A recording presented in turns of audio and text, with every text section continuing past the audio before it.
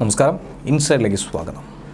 ഇന്ത്യയെ ഒരു ഭീഷണിയായി തന്നെയാണ് നിലവിൽ കാനഡ നോക്കിക്കാണുന്നത്. വിദേശ ഭീഷണിയായി ഇന്ത്യ മാറുന്നു.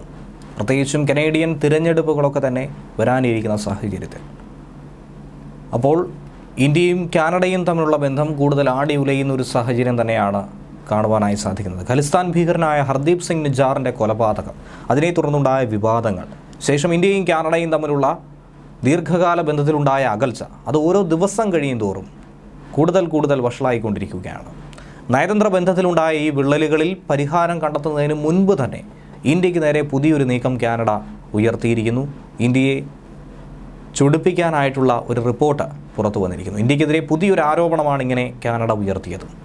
പൊതു തിരഞ്ഞെടുപ്പിൽ പോലും ഇടപെടാൻ കഴിയുന്ന വിദേശ ഭീഷണിയാണ് ഇന്ത്യ എന്ന ഒരു വിശേഷണമാണ് ഇന്ത്യക്ക് നൽകിയിരിക്കുന്നത്. ഇന്ത്യയെ അങ്ങനെ വിദേശ ഭീഷണിയായിട്ടുള്ള പട്ടികയിൽ ഉൾപ്പെടുത്തിയിരിക്കുന്നു.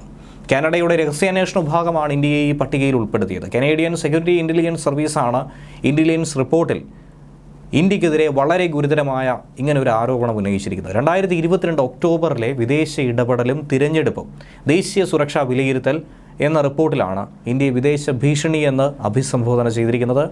ഇന്ത്യയെ സംബന്ധിച്ച് ഇന്ത്യ ഒരു രാജ്യത്തിനും ഭീഷണിയായി മാറുന്നില്ല. ഇന്ത്യക്കെതിരെ ഭീഷണി ഉയർത്തുമ്പോൾ ചെറുത്തുനിൽപ്പ്, പ്രതിരോധം എന്ന രീതിയിൽ തന്നെയാണ് ഇന്ത്യ പ്രതികരിക്കുന്നത്. എന്നാൽ എങ്ങനെ കാനഡയ്ക്ക് ഭീഷണിയാകുന്നു എന്ന കാര്യത്തിൽ വ്യക്തമായ ഒരു വിശദീകരണം അവർ നൽകുന്നുമില്ല. കാനഡയുടെ ജനാധിപത്യത്തെ വിദേശ ഇടപെടൽ ദുർബലപ്പെടുത്തുന്നുവെന്നാണ് ഈ റിപ്പോർട്ടിൽ മുന്നറിയിപ്പ് നൽകുന്നത്. ഇന്റലിജൻസ് റിപ്പോർട്ടിന് മേൽ അന്വേഷണം നടത്താനാണ് കനേഡിയൻ പ്രധാനമന്ത്രി ജസ്റ്റിൻ ട്രൂഡോയും ഉത്തരവിട്ടിരിക്കുന്നത്. പുതിയ ആരോപണം ഉയർന്നു വന്ന സാഹചര്യത്തിൽ ഇന്ത്യൻ സർക്കാർ ഇതിനെ എങ്ങനെ നോക്കിക്കാണുമെന്ന കാര്യത്തിൽ ഒരു വ്യക്തമായ വിശദീകരണം ഇതുവരെയും ലഭിച്ചിട്ടില്ല. ഇതിനെക്കുറിച്ച് വളരെ വേഗത്തിൽ തന്നെ വിദേശകാര്യ മന്ത്രാലയം അടക്കം പ്രതികരിക്കുമെന്നാണ് പ്രതീക്ഷിക്കുന്നത്. ഇതാദ്യമായിട്ടാണ് ഇന്ത്യ തിരഞ്ഞെടുപ്പുകളിൽ ഇടപെടുന്നതായി കാനഡ ആരോപിക്കുന്നത്. പക്ഷേ കാനഡ ഈ റിപ്പോർട്ട് പുറത്തുവിടുന്നത് ആദ്യമായിട്ടല്ല. ഇതിന് മുൻപും റിപ്പോർട്ട് പുറത്തുവിടുന്നുണ്ട്. പക്ഷേ അതിൽ ആദ്യമായിട്ടാണ് ഇന്ത്യ ഇടം നേടുന്നതെന്ന് മാത്രം. നേരത്തെ ചൈനയും റഷ്യയും ഈ പട്ടികയിൽ ഉൾപ്പെട്ടിരുന്നു. പക്ഷേ ആദ്യമായി ഇന്ത്യയുടെ പേര് കൂടി ഇപ്പോൾ ഉയർന്നു കേൾക്കുകയാണ്. ചൈന ഏറ്റവും വലിയ ഭീഷണി എന്ന രീതിയിലാണ് കാനഡ വിമർശിക്കുന്നത്. ഇന്ത്യയെയും ചൈനയെയും വലിയ ഭീഷണിയായിട്ടാണ് ഇപ്പോൾ കനേഡിയൻ റിപ്പോർട്ടിൽ പരാമർശിക്കുന്നത്. അങ്ങനെ ഇന്ത്യയെ വലിയ തോതിൽ വിമർശിച്ചുകൊണ്ടും ഇന്ത്യയെ അകറ്റി നിർത്തിക്കൊണ്ടുമുള്ളൊരു നീക്കമാണ് കാനഡ നടത്തുന്നതെങ്കിൽ നയതന്ത്ര ബന്ധം ഇനിയും കൂടുതൽ വഷളാകുമെന്ന കാര്യത്തിൽ ഒരു സംശയവും വേണ്ട. കഴിഞ്ഞ വർഷം കനേഡിയൻ പൗരനും ഖലിസ്ഥാൻവാദിയുമായ ഇന്ത്യക്ക് ഏത് സമയവും തലവേദനയും ഭീഷണിയും ഉയർത്തിയ ഹർദീപ് സിംഗ് നിജാർ കൊല ചെയ്യപ്പെട്ടു. ഇയാളുടെ കൊലപാതകത്തിന് പിന്നിൽ ഇന്ത്യൻ ഏജന്റുമാരാണെന്നുള്ള ആരോപണമാണ് പ്രധാനമന്ത്രി ജസ്റ്റിൻ ട്രൂഡോ ഉന്നയിച്ചിരിക്കുന്നത്. പക്ഷേ വ്യക്തമായ തെളിവുകൾ ഇന്നുവരെ നൽകാൻ അവർക്ക് സാധിച്ചിട്ടില്ല. ഇന്ത്യ അത് നിഷേധിച്ചുകൊണ്ട് രംഗത്തെത്തി. പിന്നീട് നയതന്ത്ര യുദ്ധമായിരുന്നു ഇന്ന് വരെ നമുക്ക് കാണുവാനായി സാധിച്ചത്. ബന്ധത്തിൽ ഉലച്ചിലുണ്ടായിരുന്നു. പരസ്പരം നയതന്ത്ര പ്രതിനിധികളെ പുറത്താക്കിയുള്ള നടപടികൾ നടത്തിയിരുന്നു.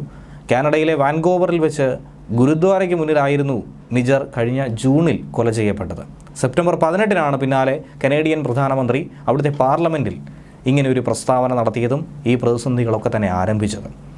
ഹർദീപിൻ്റെ വധത്തിന് പിന്നിൽ, കൊലപാതകത്തിന് പിന്നിൽ ഇന്ത്യൻ ഗവൺമെൻറ്റും ഇന്ത്യൻ ഇൻ്റലിജൻസ് ഏജൻസികൾക്കും കൃത്യമായ പങ്കുണ്ടെന്ന് ട്രൂഡോ ആരോപിച്ചു. ഇന്ത്യ ഭീകരന്മാരുടെ ലിസ്റ്റിൽ ഉൾപ്പെടുത്തിയിട്ടുള്ള നിജാറിനെ കനേഡിയൻ പൗരത്വം നൽകി ട്രൂഡോ ഏറ്റെടുത്തതും ഇന്ത്യയെ സംബന്ധിച്ച് ഏറ്റവും അധികം അവർഷം പുകയുന്ന ഒരു സംഭവം തന്നെയായിരുന്നു. എടുത്തെടുത്ത് കനേഡിയൻ പൗരനെന്നായിരുന്നു ട്രൂഡോ നിജാറിനെ വിശേഷിപ്പിച്ചതുപോലും. ട്രൂഡോയുടെ ആരോപണത്തെ അസംബന്ധമെന്നാണ് ഇന്ത്യ വിളിച്ചതും. ഇന്ത്യ പൂർണ്ണമായും ഇതിനെ തള്ളുകയും ചെയ്തു. അതിന് പങ്കുണ്ടെങ്കിൽ ആദ്യം തെളിവാണ് സമർപ്പിക്കേണ്ടത്. അല്ലാതെ ഊഹാപോഹങ്ങളുടെ അടിസ്ഥാനത്തിൽ ഒരിക്കലും ഒരു രാജ്യത്തിനെതിരെയും ഇങ്ങനെയുള്ള ആരോപണങ്ങൾ ഉയർത്താൻ പാടുള്ളതല്ല. ഇന്ത്യ അത് അംഗീകരിച്ച് നൽകുന്നതുമല്ല. ന്യൂസ് ഡെസ്ക്, വെള്ളി വാർത്ത.